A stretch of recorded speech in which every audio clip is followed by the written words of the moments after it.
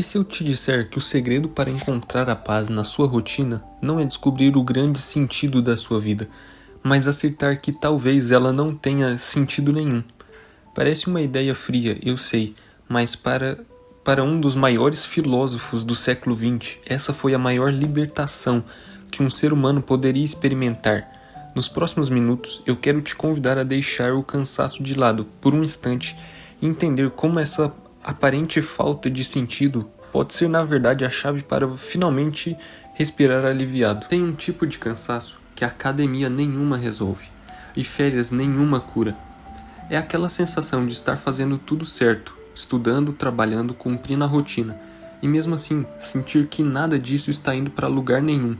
Você termina o dia exausto e sabe que amanhã vai ser exatamente igual.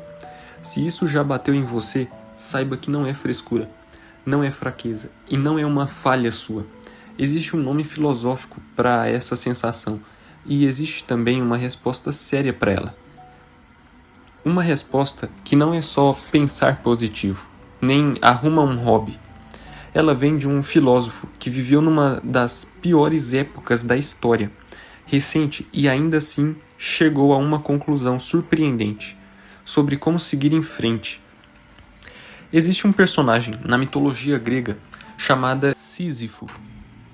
Ele foi condenado pelos deuses a empurrar uma pedra enorme até o topo de uma montanha. O problema é que assim que ele chega lá em cima, a pedra rola de volta até a base e ele precisa descer e começar tudo de novo. Para sempre, sem pausas, sem fim, sem progresso real. É a imagem perfeita de um esforço que nunca leva a lugar nenhum. O filósofo chamado Albert Camus pegou esse mito e usou ele para descrever algo muito mais próximo da sua vida do que parece. Ele dizia que o ser humano tem um desejo profundo de que a vida faça sentido, de que existe uma razão maior por trás do esforço, do trabalho e da rotina. O problema é que o mundo não oferece essa resposta. Ele simplesmente segue existindo, indiferente, sem confirmar nem negar nada. E é exatamente nesse choque que o desejo humano de sentido e o silêncio do mundo que nasce o que Camus chamou de absurdo. Repare que o absurdo nesse sentido não é uma rotina em si, não é um mundo em si. É o encontro entre os dois. Você quer uma resposta e a vida simplesmente não te dá uma. Isso não é um defeito seu, é uma condição humana. Segundo Camus, é exatamente a mesma condição de Sísifo, empurrando aquela pedra, sem fim. Diante dessa sensação de vazio, existem dois caminhos fáceis, e Camus rejeita os dois. O primeiro é desistir de tudo. Se nada faz sentido, por que continuar tentando? Camus discorda dessa saída, porque ela não resolve o problema, só apaga. Você elimina a pergunta, eliminando quem pergunta. E isso não é uma resposta, é uma fuga. O segundo caminho fácil é o oposto, inventar um sentido maior para tudo, uma promessa de que existe um propósito escondido por trás do sofrimento, uma recompensa que vai justificar o esforço lá na frente. Camus também desconfia dessa saída, porque ela pede que você abandone a razão e aceite uma esperança que ninguém consegue provar. Para ele, isso também é uma forma de fuga, só que mais confortável. A resposta que Camus propõe é mais difícil, é justamente por isso que ela funciona. Ele diz que a saída não é resolver o absurdo, é aprender a viver dentro dele, de olhos abertos. Isso significa 3 coisas na prática. A primeira é encarar a rotina sem se enganar sobre ela. Parar de esperar que ela vá, de repente, revelar um propósito cósmico. E aceitar que o valor dela não vem de fora, vem de como você a vive. A segunda é entender que não só existe um roteiro pronto e obrigatório para sua vida. Você tem mais liberdade do que imagina para escolher como vivê-la.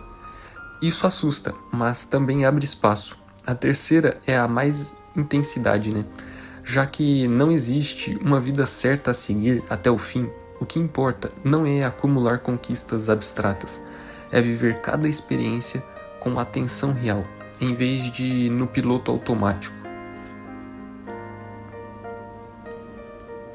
E é aqui que a imagem de Sísifo se completa. Camus repara em um detalhe que a maioria das pessoas ignora no mito.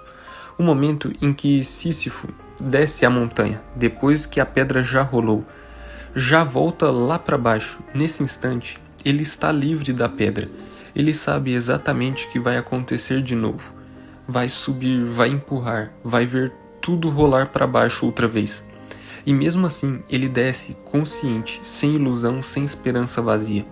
É justamente por não esperar mais nada da pedra que ela deixa de ser vítima dela e passa a ser o dono do seu próprio destino. Ele não venceu a montanha, ele venceu a necessidade de vencer a montanha. Trazendo isso para sua rotina, a pessoa que faz o mesmo trajeto todo dia, que repete a mesma tarefa no trabalho, que lava a mesma louça, que estuda os mesmos conteúdos mais uma vez e vive uma versão real desse mito. É a diferença entre viver isso como um peso ou como algo suportável. Não está em mudar a tarefa, é em mudar a consciência com que você a encara. Não é sobre fingir que a rotina tem um sentido secreto. É sobre parar de fingir e esperar que ela tenha. E, mesmo assim, escolher estar presente nela, em vez de anestesiado. Camus termina esse raciocínio com uma frase que resume tudo. É preciso imaginar Sísifo feliz. Não porque a pedra vai parar de rolar. Ela nunca vai parar. Mas porque a felicidade nesse caso, enquanto ela dura, a vida não vai te dar um motivo definitivo, entregue e assinado para levar todo dia. Isso talvez nunca aconteça. A pergunta que fica não é qual é o sentido da vida e o que eu escolho fazer hoje, sabendo que talvez essa resposta nunca chegue. Mas aí vem a pergunta inevitável, aquela que bate na segunda-feira de manhã. Ok, eu aceitei que a vida não tem um manual de instrução e o que a pedra vai continuar rolando. Mas e agora? O que eu faço com o meu dia? Como eu escolho o que estudar, com o que trabalhar e como tratar as pessoas, se no fundo nada tem um propósito final garantido? Se a gente parar na aceitação, corre o risco de cair em um buraco cinza onde tanto faz o que a gente faz, como Camus não parou por aí. Também, depois de escrever sobre o absurdo, ele escreveu sobre o nosso próximo passo, a revolta. E é sobre como transformar esse vazio em uma tela em branco para criar a própria história que nós vamos conversar. Existe um perigo silencioso quando a gente descobre que o mundo não tem um sentido intrínseco. A nossa mente, que é um pouco dramática, tende a pensar, bom, se nada importa no grande esquema das coisas, então tanto faz. Tanto faz se eu me esforçar ou não. Tanto faz se eu for gentil ou egoísta. Tanto faz se eu passar o dia inteiro na cama. Essa apatia é o que a filosofia chama de niilismo passivo. E como se, ao descobrir que não existe um roteiro escrito pelas estrelas, a gente decidisse simplesmente cruzar os braços e assistir a vida passar pela janela. Mas repare uma coisa, quando você diz que tanto faz, você ainda está deixando que o silêncio todo... Mas repare uma coisa, quando você diz que tanto faz, você ainda está deixando que o silêncio do mundo controle você. Você se tornou refém da falta de sentido. Camus percebeu que essa apatia também é uma fuga. Ele dizia que a verdadeira liberdade não nasce de cruzar os braços, mas de fazer exatamente o oposto. Se o universo não se importa, nós não importamos. Se o mundo é indiferente à dor, o esforço e a beleza, nós nos recuamos e assim indiferentes. E é aqui que nasce o conceito mais bonito e maduro da filosofia dele. A revolta, revoltar-se. Camus não é quebrar coisas ou gritar com o mundo de forma raivosa. É uma postura interna silenciosa. É olhar para o vazio da existência e dizer: você pode ter sentido, mas eu tenho e eu escolho criar o meu. Para Camus, a revolta é um ato de criação. Pense na sua vida como uma folha de papel em branco. Para quem está paralisado pelo medo, o papel em branco é assustador, mas para um artista, ele é um convite. Como nós não temos um destino pré-definido para seguir, cada pequena escolha que fazemos passa a ter um valor imenso. Nós não tornamos os artistas da nossa própria realidade. É como a gente aplica isso na prática, sem complicação. A primeira chave é a solidariedade. Camus percebeu que já estamos todos no mesmo barco, todos nós empurrando nossas pedras, montanhas acima. A coisa mais lógica e humana que podemos fazer é ajudar a aliviar o peso do outro. Quando você escolhe ser gentil, ouvir alguém com atenção ou ajudar quem precisa, você está realizando um ato de revolta contra a indiferença do mundo. Você está criando calor onde só havia frio. A segunda chave é a criação. Não precisa ser uma grande obra de arte. Criar significa colocar a sua intenção em tudo o que faz.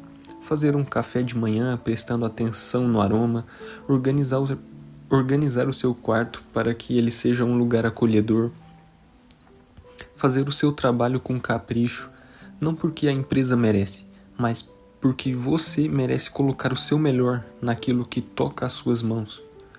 Quando você faz algo com intenção, a presença, você está moldando o absurdo. Você está dizendo, neste pequeno pedaço de espaço e tempo, eu coloco ordem, beleza e cuidado. Viver dessa forma muda completamente o peso da rotina. Você deixa de ser uma vítima das circunstâncias, que apenas reage ao que acontece, e passa a ser um criador ativo. A pedra que você empurra deixa de ser um castigo e passa a ser uma matéria-prima da sua própria escultura. Não espere um grande momento de revelação para começar a dar sentido à sua vida. O sentido não é algo que você encontra debaixo de uma pedra, é algo que você constrói dia após dia, como as ferramentas que tem nas mãos hoje. Você está estudando para uma prova difícil? Se está em um trabalho que parece repetitivo ou se está apenas tentando se levar em um dia cinzento. Lembre-se, a sua revolta começa no próximo minuto. Ela está na forma como você decide dar o próximo passo.